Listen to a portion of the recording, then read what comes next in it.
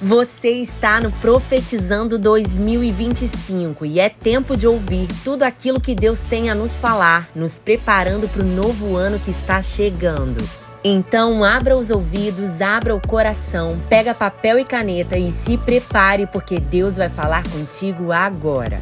Esposa de Maxwell e pastora da Vindy Church, Priscila Eight é um presente de Deus para essa igreja e ser ministrado por ela é um verdadeiro privilégio. Pregadora, discipuladora, líder, professora, conselheira, Priscila nos abençoa com seu sorriso e com seu jeito alegre de ser. Sua caminhada ministerial é marcada pelo seu amor a Deus e seu coração completamente rendido à sua vontade, e sua vida tem nos inspirado.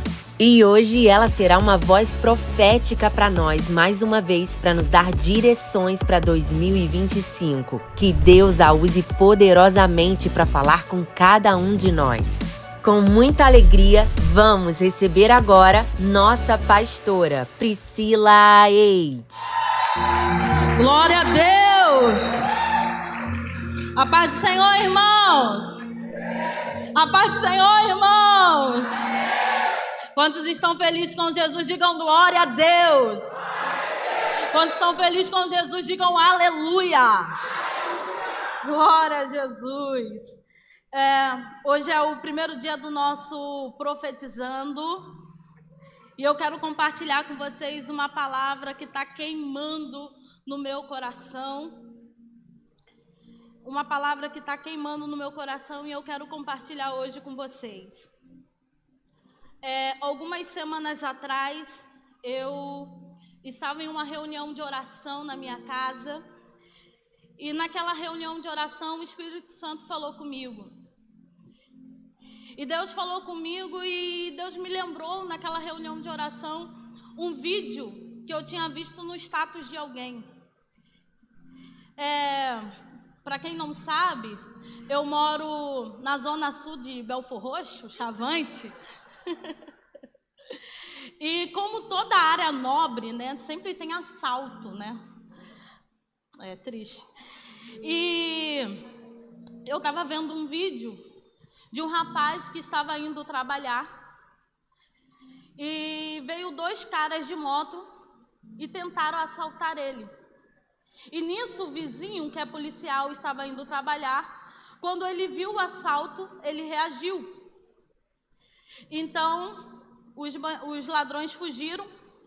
E eu tenho certeza, obrigada, que os ladrões estavam dispostos a correr até não aguentar mais pela principal. Até que eles correndo para tentar fugir do policial, eles viram uma casa que tinha um muro baixo. E adivinha onde eles se esconderam? Adivinha onde eles entraram para poder fugir do policial? Na casa onde havia muro baixo.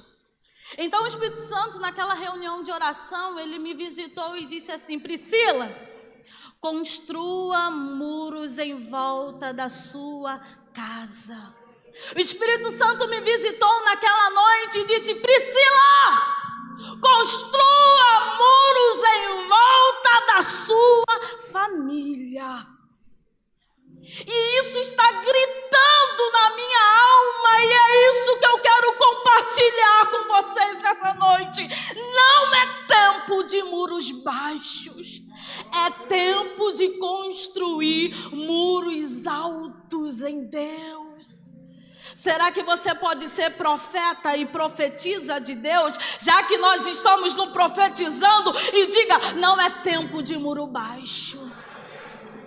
Diga: não é tempo de muro baixo, mas é tempo de construirmos muros altos em Deus. Talvez o que eu tenho para compartilhar com vocês aqui nessa noite não seja nenhuma novidade, porque ouvimos do pastor Elton na conferência Discípulos que sugerindo a nós que as margens dos rios precisavam ser levantadas. Biblicamente falando, quando alguém construísse uma casa, precisava construir um parapeito. Porque se alguém se acidentasse nessa casa ou alguém morresse nessa casa, os donos dessa casa eram culpados. Porque como pode alguém construir uma casa e não construir um muro de proteção? Quando nós lemos o livro de Neemias, a gente vai ver que Israel passa anos desolada, anos sem chance de construção. Por quê? Porque Israel estava sem muros. Os inimigos pareciam que sabiam disso, porque a primeira coisa que o inimigo faz é o quê? Jogar os muros no chão. Enquanto os muros de Israel estavam no chão, a cidade estava destruída. Então, quando Neemias ele coloca no seu coração o desejo de reconstruir, a primeira coisa que Neemias vai fazer, ele vai começar pelos muros. Antes dele construir alguma casa, ele vai começar pelo muro da cidade, porque Neemias entendia, não tem cidade sem muro. Se eu não começar pelo muro, essa cidade não vai estar protegida, essa cidade não vai estar segura. Quando nós olhamos para a história de Jó, em Jó capítulo 1, no versículo 10, Deus diz para o diabo: você conhece o meu servo Jó? E olha o que o diabo diz. Também o Senhor o cercou, o Senhor colocou muros em volta dele. O que o diabo está dizendo? Que ele nunca conseguiu tocar em Jó, porque o Senhor tinha cercado a casa de Jó. O que o diabo está dizendo é que ele nunca conseguiu tocar nada que Jó era responsável, porque o Senhor havia cercado. Quando nós olhamos aquilo que João escreveu, ele diz: aquele que está em Cristo, o maligno não lhe toca. Aquele que está em Deus, o maligno não pode lhe tocar.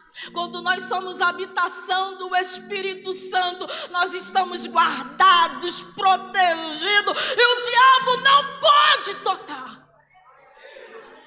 Porque a nossa casa é de Deus, a nossa vida é dele. Tem um texto bíblico que diz assim: guarda o seu coração, porque dele procede saídas da vida e da morte. Esse guardar, ele vem do mesmo princípio, que se você não criar muros de proteção em volta do seu coração, você será uma pessoa deprimida e amargurada. Quando Deus ele cria o homem, ele coloca em volta do cérebro o crânio. Quando Deus ele cria o homem, ele coloca em volta do pulmão a costela e de outros órgãos. Quando Deus ele cria o homem, ele coloca o tórax em volta do coração. Deus entendia, Deus nunca deixou um órgão sensível desprotegido. E como você não guarda o seu coração? Eu vejo tantas meninas de Deus, meninas inteligentes, meninas cheias de Deus, meninas bonitas, dando confiança para meio papo fiado. Qualquer conversa fiado de algum rapaz te leva, porque você não guarda o seu coração.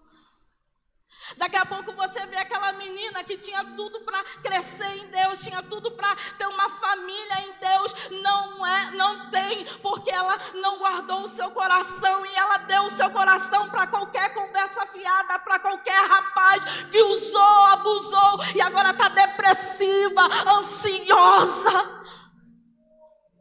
Eu estou falando de menina, mas também tem tantos homens que não conseguem ser felizes com ninguém. porque não guardou o seu coração. Aí tem aquela frase: segura suas cabritas porque o meu bode está solto.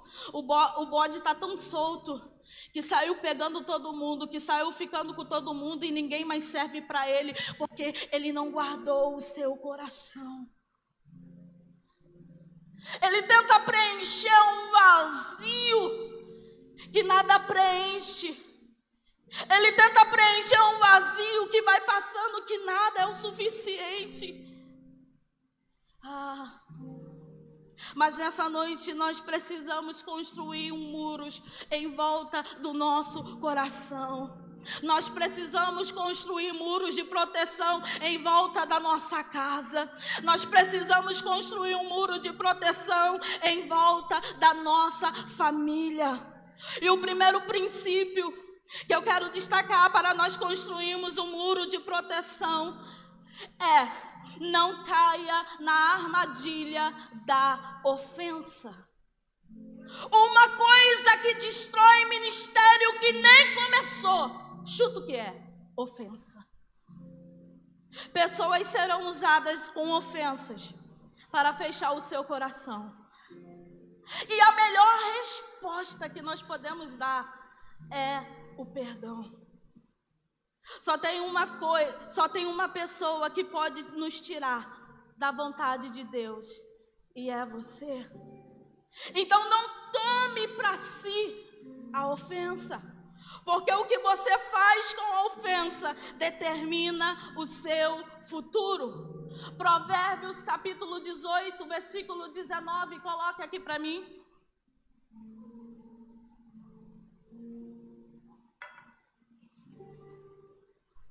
Salomão vai dizer que é mais fácil ganhar uma cidade forte do que ganhar um irmão ofendido. Nos dias de Salomão, o que as grandes cidades tinham em volta? Muros que serviam de proteção. E aqueles muros eram feitos para manter fora quem era contra você. E aqueles muros eram feitos para você deixar entrar quem era ao teu favor. O que Salomão está dizendo aqui é que é mais fácil ganhar uma cidade fortemente fortificada do que ganhar um irmão ofendido. Por quê? Porque ele construiu muros. No Novo Testamento não chama de muros, e sim fortaleza.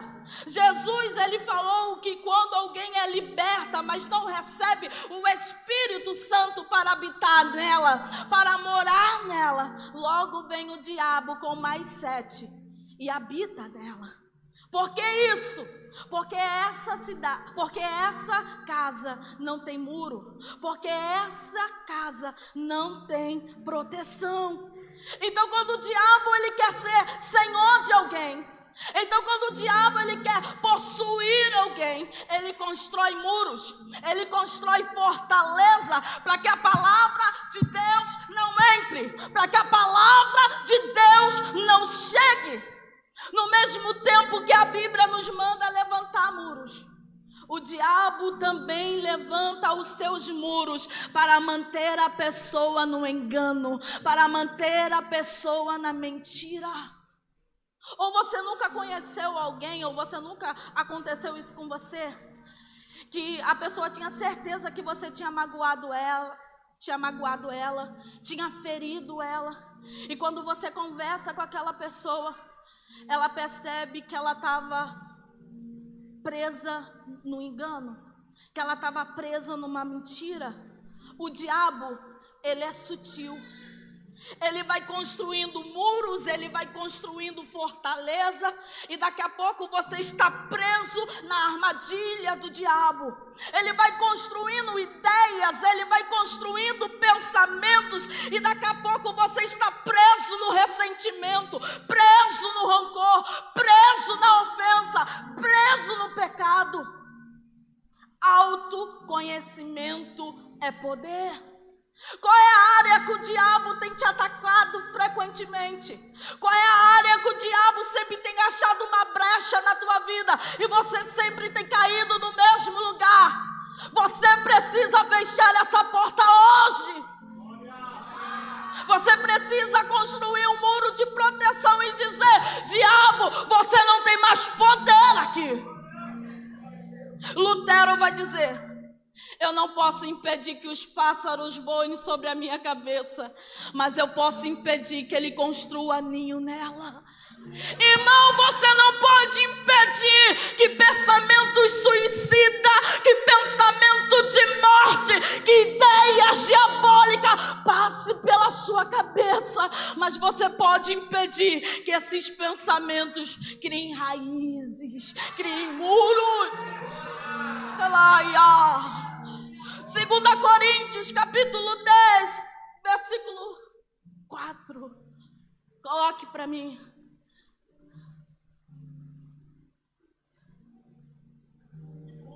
2 Coríntios.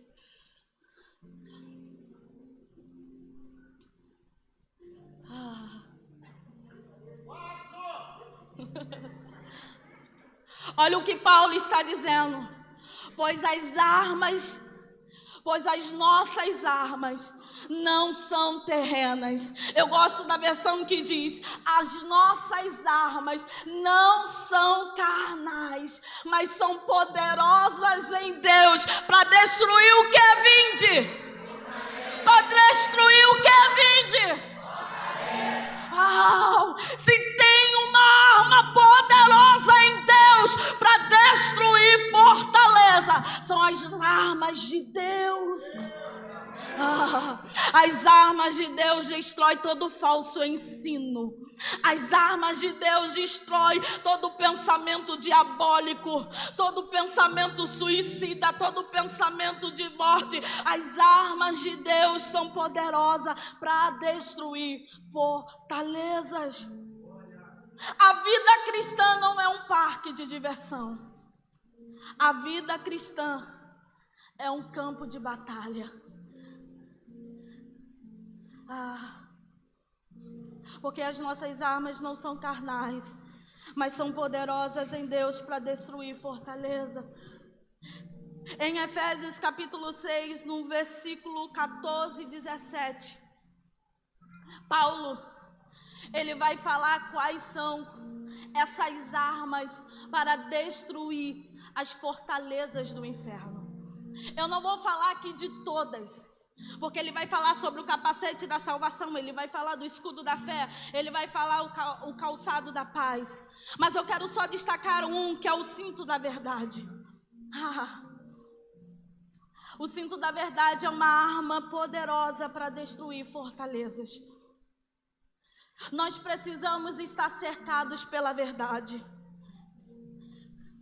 E diz o texto: e conhecereis a verdade, e a verdade vos libertará. Esse conhecer tem a ver com intimidade. Só na relação íntima com Jesus que vai fazer destruir fortalezas do inferno.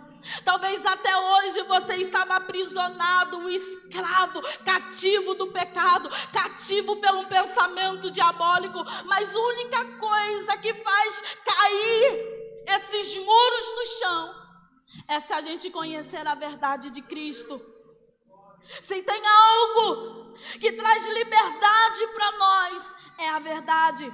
Se tem algo que faz as muralhas cair ao chão, é a verdade. E eu pergunto a vocês: quem é a verdade? Verdade é uma pessoa. E quem é essa verdade?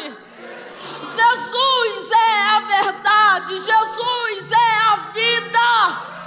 E a única forma de nós sermos livres daquilo que nos prendia é se nós tivermos uma relação de intimidade com Ele.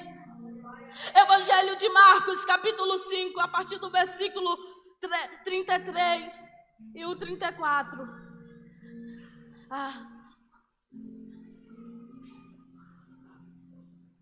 Jesus, está uma multidão em volta de Jesus e Jesus sente que poder sai dele. E Jesus começa a perguntar: quem é que me tocou? Então o texto vai dizer no 33, e tremendo aquela mulher, ela declara toda a verdade. Entende? Ela não declara meia verdade.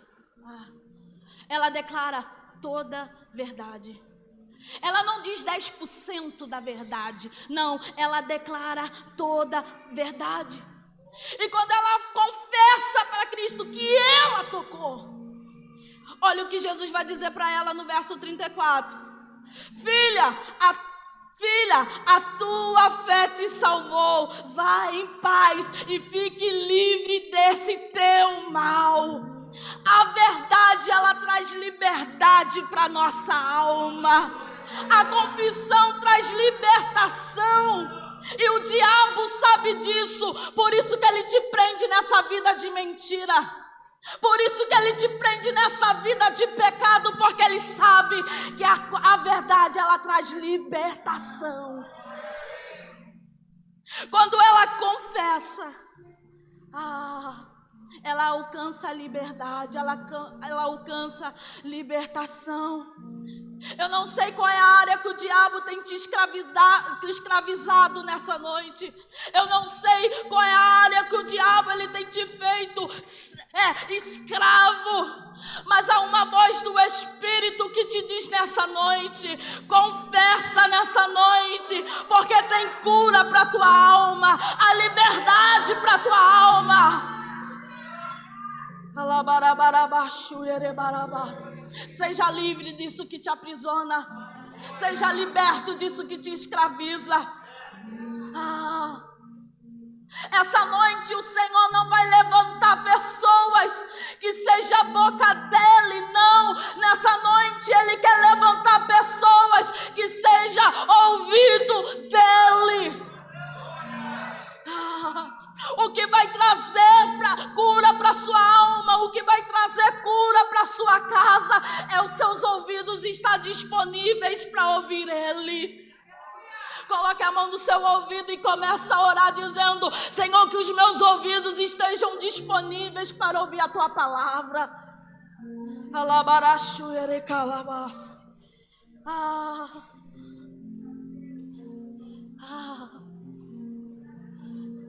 Que os nossos ouvidos, Senhor, possam estar disponíveis para ouvir a Tua palavra. Que nenhuma fortaleza do inferno permaneça de pé nessa noite. Que toda resistência caia ao chão. E que nessa noite nós viemos construir muros altos de proteção no Senhor. A segunda coisa que eu quero destacar: Deus continua falando. Deus nunca parou de falar. A questão é: você está ouvindo o que Ele está falando? A fé, ela vem pelo ouvir. Você já parou para pensar que a coisa mais preciosa da tua vida, que define eternidade, tem a ver com o ouvido bom? Quando lemos que a fé vem pelo ouvir, e depois que sem fé é impossível agradar a Deus, eu vejo que eu só tenho fé porque eu ouvi. E essa fé que faz Deus se agradar de mim. Então tudo que eu posso produzir em Deus tem a ver por ouvir Ele. Mateus capítulo 13, versículo 9. Coloca aqui para mim. Olha isso. Isso é uma profecia nessa noite. Aquele que tem ouvidos para ouvir que? Aqueles que têm ouvido para ouvir que? Será que você pode liberar essa profecia para esse irmão? Aquele que tem ouvidos para ouvir que ouça.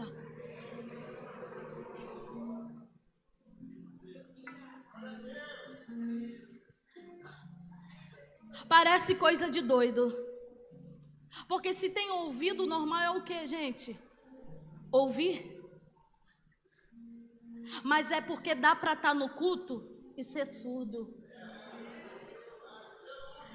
Dá para frequentar grupo de vida e ser surdo.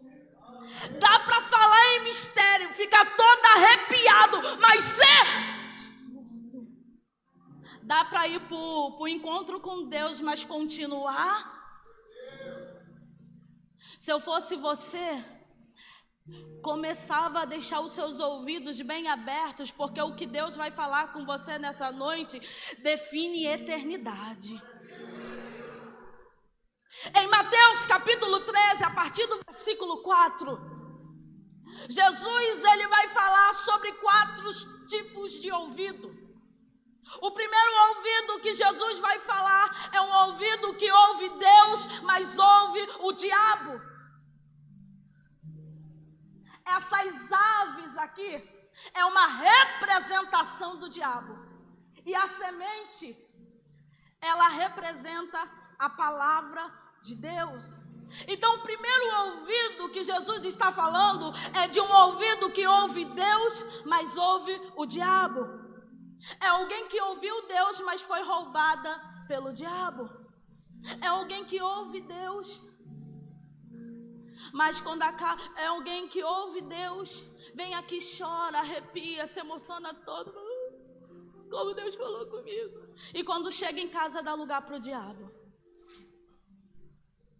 É alguém que chega aqui, que chora, que arrepia, que se emociona, fala, não, eu vou mudar de vida, não, vou deixar. Mas quando chega na esquina, ele deu o ouvido para o diabo. Então esse primeiro ouvido é um ouvido que ouve Deus e ouve o diabo. O segundo ouvido está no versículo 5 e o 6.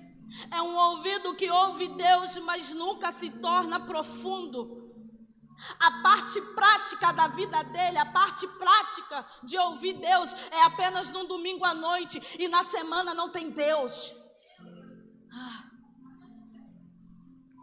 Um crente que não tem vida com Deus, um crente que não tem uma vida devocional, ele é igual um ateu. Na teoria é crente, mas na prática é um ateu. Eu pergunto para vocês, ateu ora? Ateu lê Bíblia? Quê? Ah, tá. Ateu ouve Deus durante a semana? É você. Vê se não é você, não ora, não lê Bíblia, a única coisa que você ouve de Deus é apenas o domingo à noite. Deus durante a semana não tem. Não fica profundo, não mergulha mais em Deus. Digo, aleluia. Quem aqui já viu aquela série, Eu e a Patroa e as Crianças? Aí sai todo mundo, né? Tem um episódio que o Michael Kai, ele tá assistindo um jogo de futebol. E aí vem a Jenny. E aí ela começa a falar com ele. Só que ele não ouve nada do que ela tá falando. Na verdade, ele ouve só chinês. Ela tá falando, mas ele não tá entendendo nada. E quando ela sai dali, o episódio gira em torno disso. Ele tentando descobrir o que ela disse. Porque ele fica, meu Deus, o que aquela mulher falou? Eu sinto esse espírito rodeando a minha casa, sabe? Quando o Maxwell tá vendo o jogo do Flamengo, eu falo chinês. Se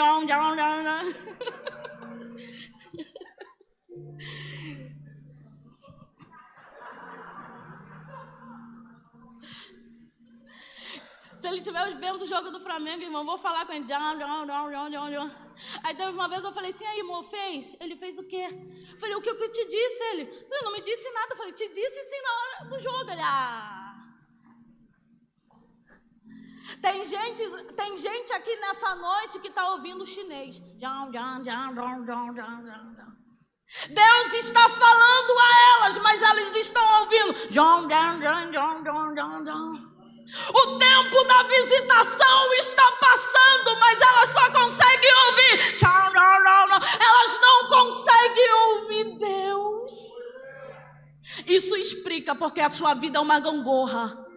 Um dia tá bem, um dia tá mal, um dia tá bem, um dia tá mal, mal, bem, bem. Não tem profundidade em nada, não tem constância em nada.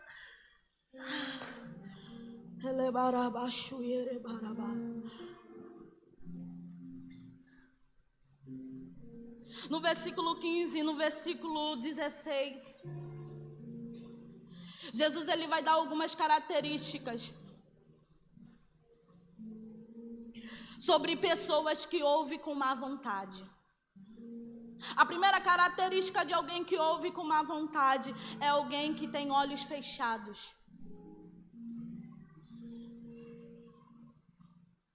É tipo aquela pessoa que você chega... Tá certo. É tipo aquela pessoa que você chega e fala assim: irmão, olha o que o diabo está fazendo na tua vida. Por ele estar com o olho fechado, ele fala: na minha vida?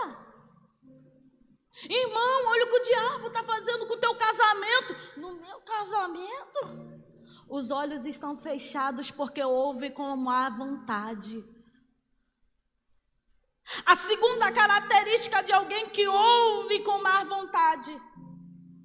Obrigada. Agora que eu vi.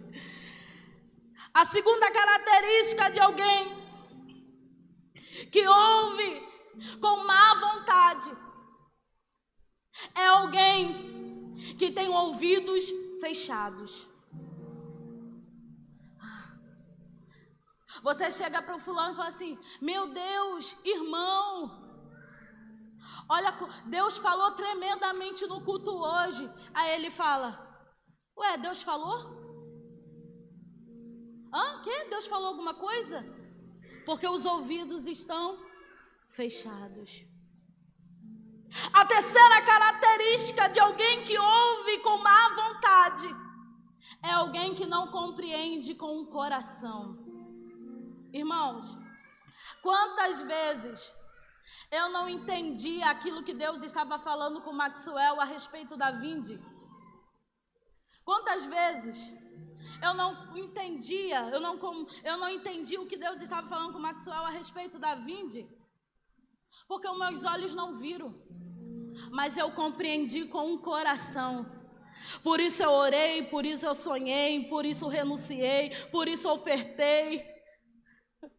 Porque embora os meus olhos não tenham visto, eu compreendi com o coração. E quantas pessoas nunca vão compreender com o coração, porque elas ouvem com má vontade.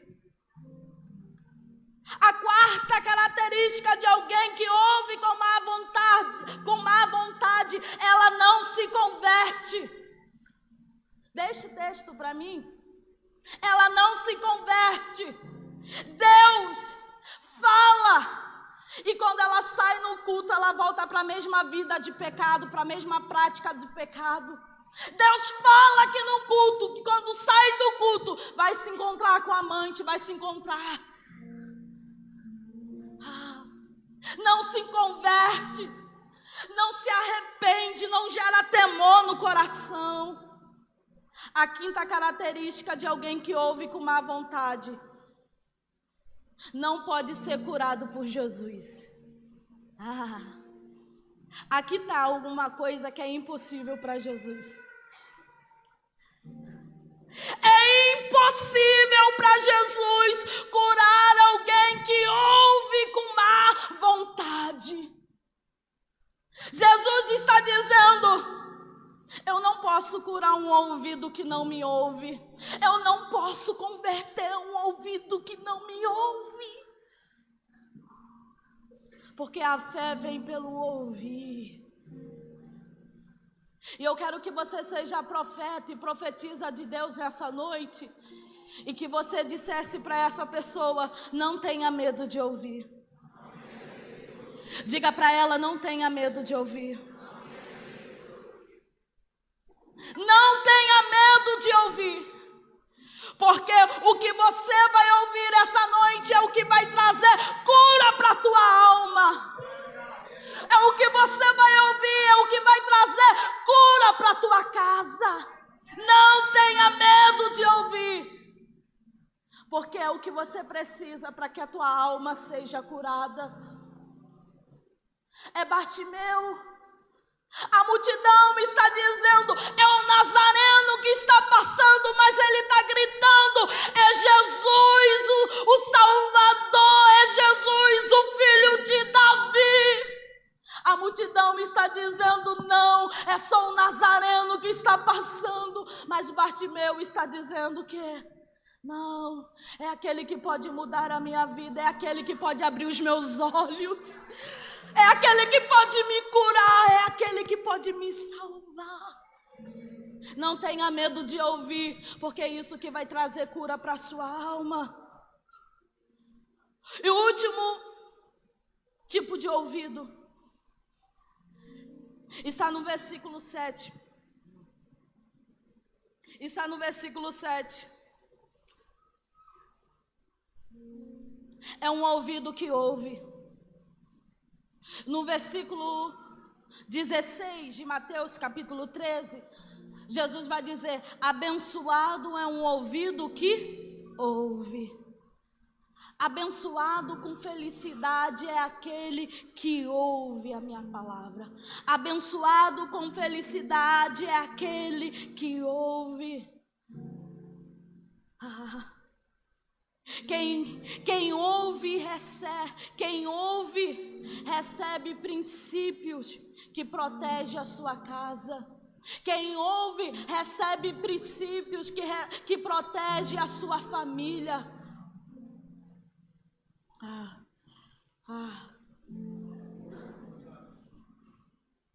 Nós precisamos ouvir.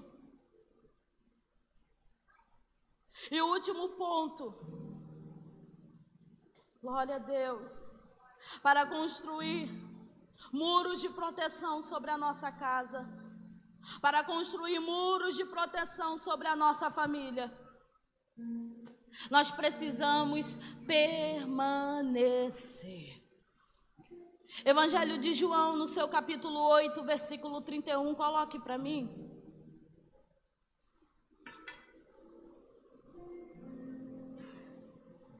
Então disse Jesus aos judeus que haviam crido nele, se permanecerdes em minha palavra, verdadeiramente sereis meus discípulos.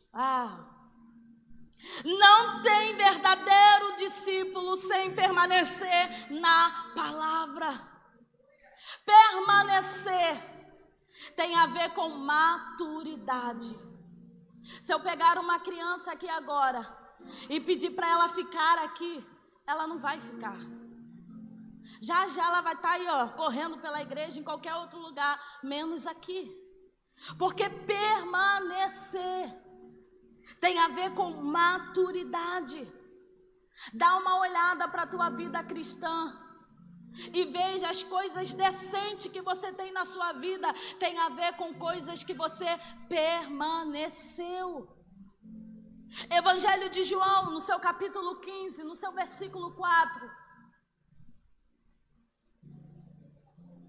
Olha o que Jesus está dizendo. Permanecei em mim e eu permanecerei em vós. Nenhum ramo pode produzir fruto por si mesmo, se não estiver ligado à videira. Vós igualmente não podeis dar fruto por vós mesmos, se não permanecerdes unidos a mim. Em outras palavras, o que Cristo está dizendo aqui, só tem um jeito de você durar aqui, é se você permanecer nele. Em outras palavras, o que Cristo está dizendo aqui, é só há um jeito de você permanecer aqui, é se você permanecer na palavra dele. Só há um jeito de você durar aqui, é se você permanecer no amor de Jesus. Então eu entendo que o meu trabalho não é dar fruto. O meu trabalho é permanecer. A ordem de Jesus para nós nessa noite não é faça coisas para mim, não, mas a ordem de Jesus para nós nessa noite é fique comigo, permanece em mim, permanece no meu amor.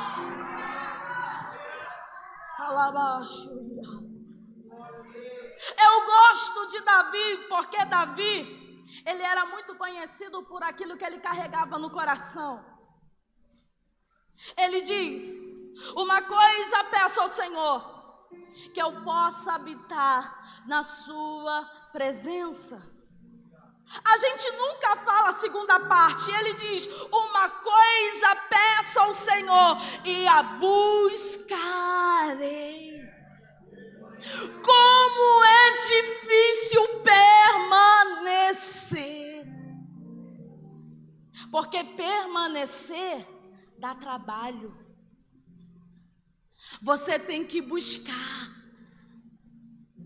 A gente é muito ruim de permanecer.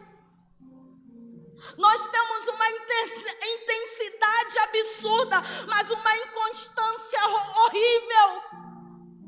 Ele é claro aqui. Ele está dizendo: se permanecer, você vai dar fruto. Não é sobre o seu discurso, é sobre os resultados da sua vida. Você pode morrer de dizer para mim: ah, Priscila, eu amo Jesus, Jesus é o meu amor. Mas Tiago vai dizer para você: então me mostra as suas obras. Não é sobre o que você diz, mas é os frutos que a sua vida gera. Ele não está falando de dom, irmão. É Jesus dizendo no sermão: nem todos que dizem Senhor, Senhor vai entrar no reino do céu. O que Cristo está dizendo, que ele, em algum momento Jesus vai dizer: ah, você curou no meu nome, você profetizou no meu nome, você pregou no meu nome, mas eu não te conheço.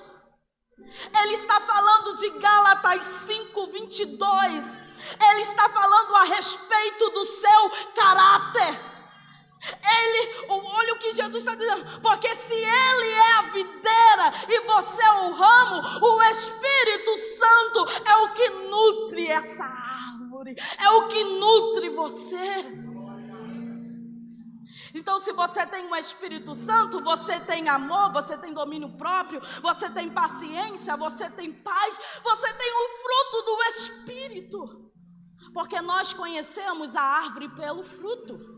Ou por acaso você já pegou manga no pé de jaca? Eu nunca. Porque nós conhecemos a árvore pelo fruto que ela gera. Então a tua vida vai dizer se você permanece em Jesus ou não. A tua vida vai dizer se você está em Cristo ou não. Permanecer está ligado dia a dia. Dia a dia. Se eu estou em Cristo, se eu permaneço em Cristo, hoje eu preciso estar melhor do que ontem. Mas se eu digo que eu estou em Cristo, eu permaneço em Jesus, mas não há crescimento, não há mudança, não há melhora, você está em tudo, em menos em Jesus.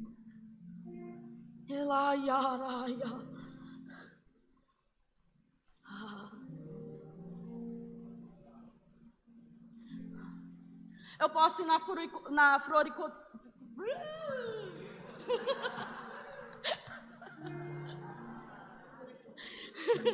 Beber uma água aqui. Fico nervosa. Você pode ir na floricultura e pegar uma rosa. Por mais bela que ela seja, por mais linda que ela seja, você pode colocá-la no vaso, mas ela já está no processo de morte. Ela tem aparência de viva, mas está morrendo. Em breve, essa rosa ela vai secar e vai morrer. Por quê? Porque essa rosa ela não está conectada à roseira. Irmão, Se você não permanecer em Jesus, você pode ter aparência de vivo, mas já já você não vai durar aqui. Porque o que nos faz permanecer aqui é estar conectado à videira que é Jesus. Irmão, você pode ter aparência de vivo, mas se você não permanece na palavra, não permanece no amor de Jesus, se tu não permanece nele, você não vai durar aqui muito tempo. Já já você vai sair daqui. Porque o que nos mantém aqui não é o meu rosto belo. Poxa, não, amém. Vou te dar mais uma segunda chance. O que te mantém aqui não é o meu rosto belo. Caraca, não é esse amigo, por mais que você goste, não. O que nos mantém aqui é estar conectado a Cristo. É Ele que nos sustenta, é Ele que nos fortalece. Elaia.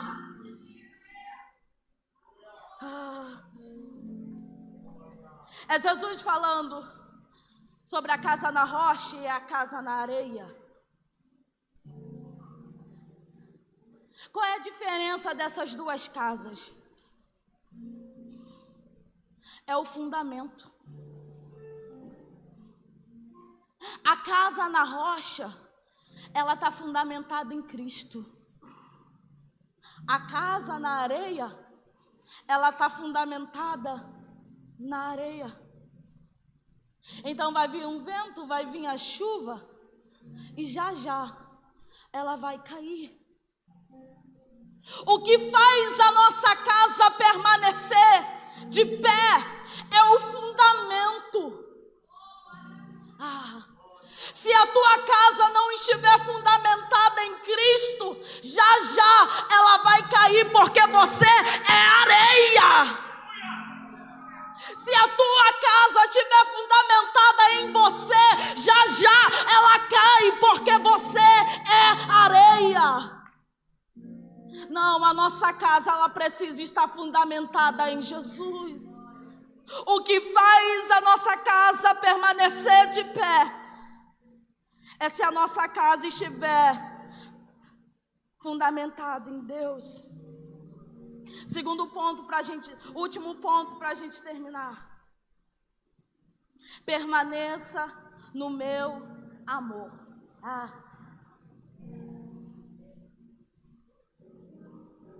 Quem aqui já leu o livro As 5 Linguagens de Amor? Alguém já leu aqui? Um ali. Nossa,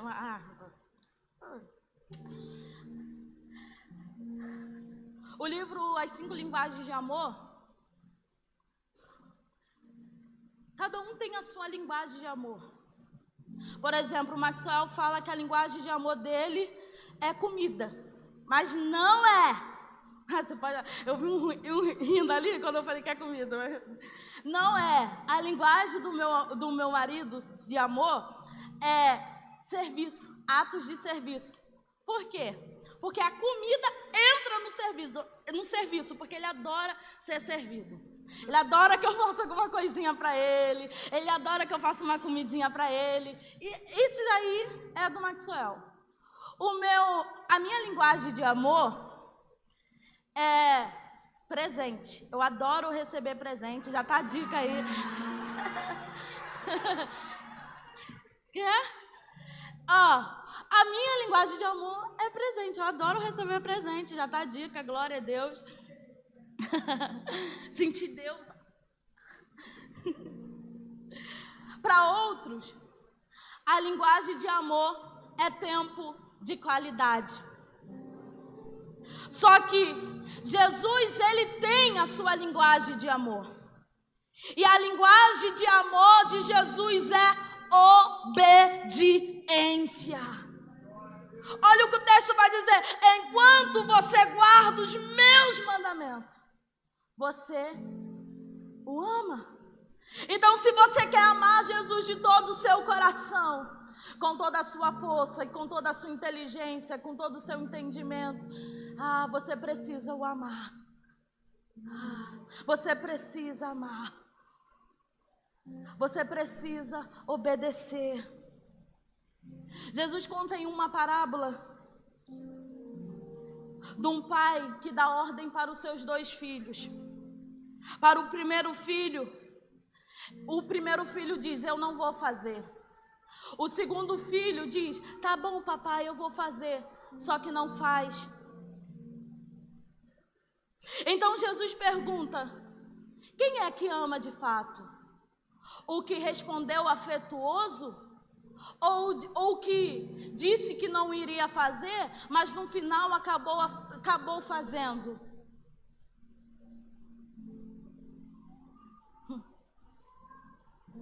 Então, obediência não é uma questão de emoção. É questão de escolha. Obediência é que se manifesta o amor.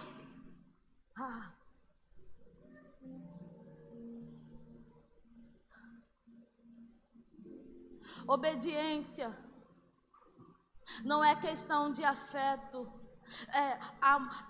Obediência não é questão de emoção. Não, eu gosto de falar, não.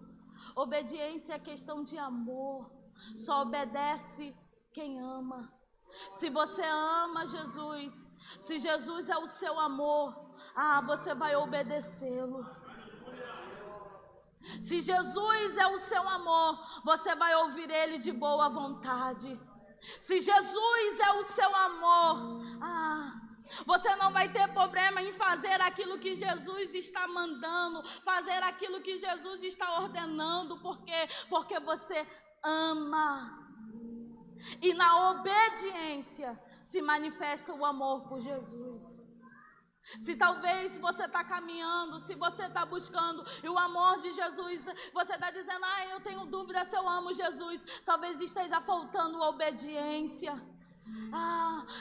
Obedece Ele, que o amor por Jesus vai se manifestar. O meu amor por Jesus não se manifestou quando tudo estava bem sobre a minha casa. Não, o amor por Jesus se manifestou no meu coração quando me custava, quando eu não queria obedecer, mas mesmo assim eu decidi obedecer. Amor é decisão, é escolha. Se coloque de pé nessa noite.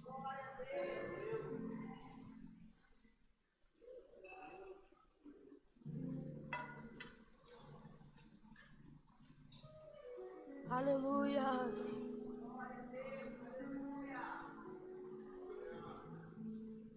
Quem ama, obedece.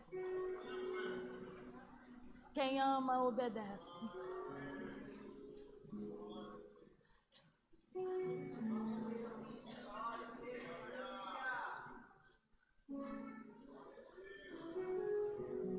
Nós precisamos nessa noite reposicionar os nossos amores.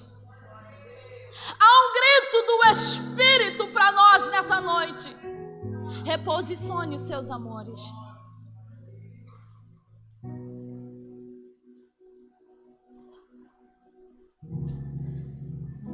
Certa vez eu estava conversando com um amigo. Ele falou sobre uma situação que ele vivenciou. E aí ele falou que ele estava conversando com um amigo dele, falou assim: e aí, cara, como que vai a sua vida? Como vai seu casamento? Como vai a sua família? E aí esse cara olhou para ele e disse assim: cara, vai bem. E aí a conversa vai, conversa vem. Aí esse amigo dele falou assim: cara, eu descobri um método para mim não pecar. Ele é mesmo? Me conta esse método. Ele falou: cara, toda vez que eu me sinto tentado trair a minha mulher, todas as vezes que eu me sinto tentado pecar, eu mando uma mensagem para minha mulher dizendo o quanto eu a amo, dizendo que ela é importante para mim, dizendo que ela é preciosa para mim. E aí esse meu amigo virou para ele e perguntou: e aí, tá dando certo? Aí ele deu um sorrisinho meio de lado e falou assim: tá não, tá difícil, tem dia que tá difícil. E aí esse meu amigo olhou para ele e falou assim: então troca isso, muda isso, pega esse amor que você tem pela sua esposa e direciona para Cristo. Amor por você não te faz pecar.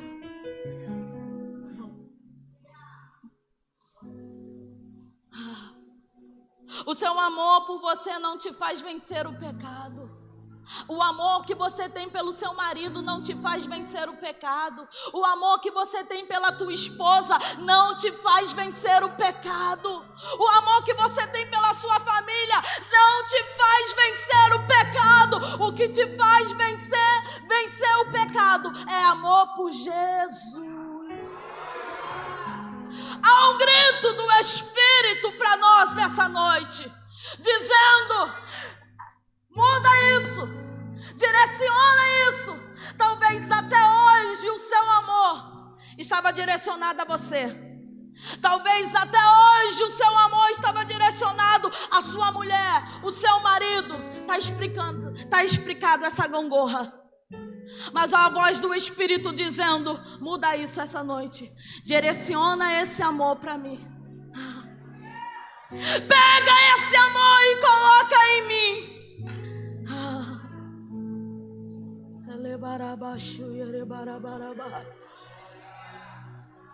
Eu não sei como você chegou aqui nessa noite, mas há um convite do Espírito.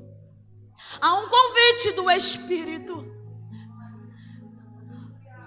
Direciona esse amor nessa noite. Feche os seus olhos nessa noite.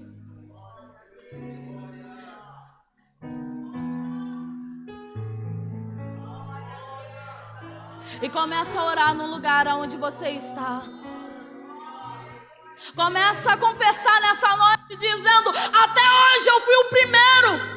Até hoje a minha mulher foi o primeiro. Talvez até hoje o meu esposo foi o primeiro. Os meus filhos foram o primeiro. Mas nessa noite, o primeiro da minha vida, o primeiro da minha casa é o Senhor. Reposiciona os amores nessa noite. Reposiciona os amores nessa noite.